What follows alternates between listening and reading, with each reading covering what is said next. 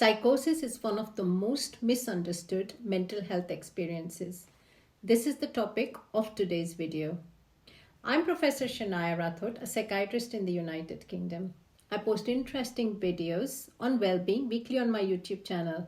So please don't forget to subscribe and you will not miss the next one. Psychosis isn't a diagnosis on its own. It's a state of mind where a person loses touch with reality. It's when your brain starts misinterpreting the world. You might see, hear, or feel things that aren't there. You might believe things that don't match reality and feel absolutely true. And you might have thoughts that come out tangled or disappear mid-sentence. We all trust our senses and our thoughts to navigate life.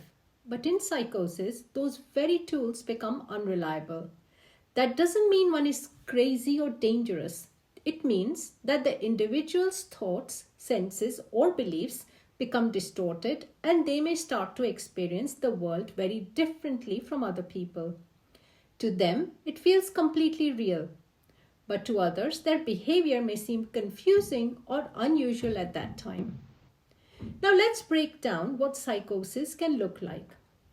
First is hallucinations. A hallucination is when someone sees, hears, feels, tastes, or smells something that isn't actually there. It's not imagination or daydreaming. It feels just as real as anything else in the world. Hallucinations can occur in any of our senses. The most common ones are, however, auditory hallucinations or hearing things that are not there. For example, a person might hear voices talking to them, whispering their name, or giving them instructions. These voices can sound friendly or frightening.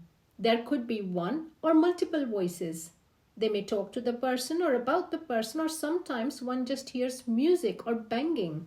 Visual hallucinations is another form of hallucinations that involves seeing things that aren't there, like seeing people in the room who aren't real, flashing lights or strange shapes, or even animals.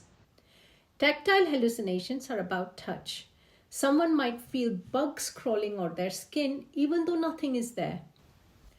Olfactory or gustatory hallucinations involve smell and taste.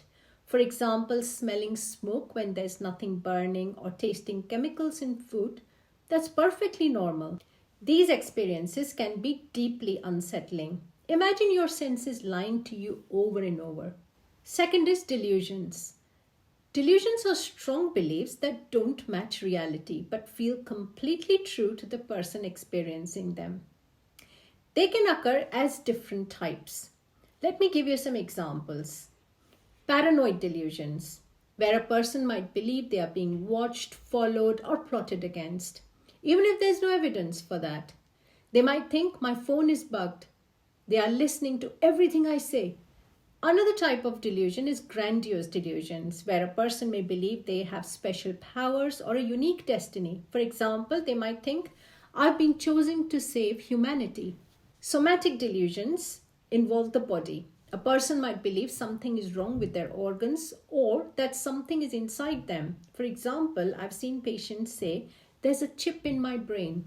Supernatural delusions, where an individual might think they are receiving secret messages from a higher power or that everyday events are signs meant just for them.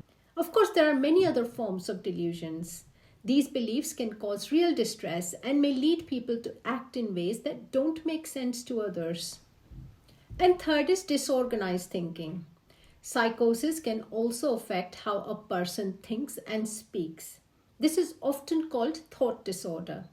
To the person, their thoughts might feel scrambled, jumbled, or foggy.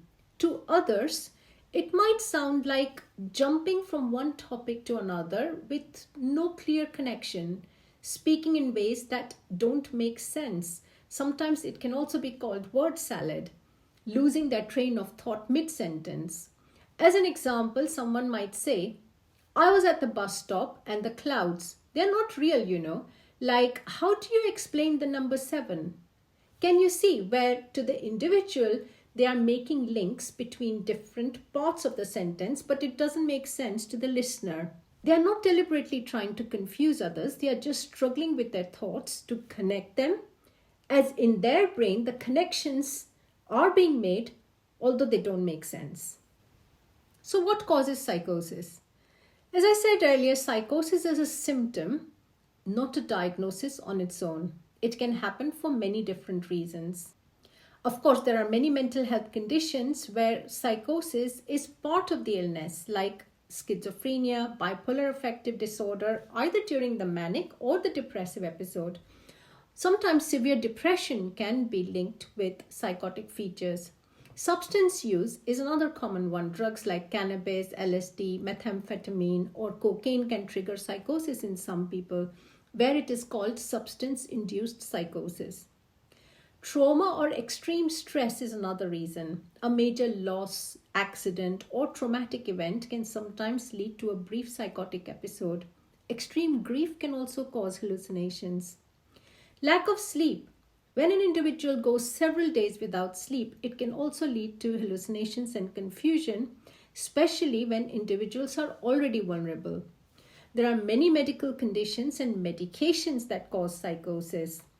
Rarely, psychosis can be caused by brain injury, infection, other brain illnesses, and certain medications.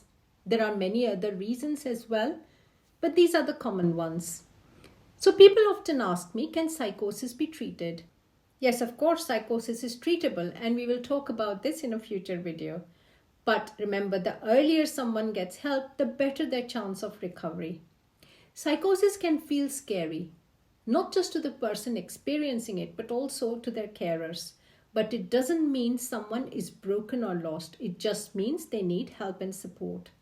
If you or someone you know experiences any of these symptoms, talk to a doctor or mental health professional. Please don't wait. You don't have to go through it alone. Please subscribe to my channel if you've enjoyed today's video. The more subscribers I have, the more YouTube gives me the ability to make more creative videos. Like it, share it, tell it. Tell it to all the people you know. And thank you for watching.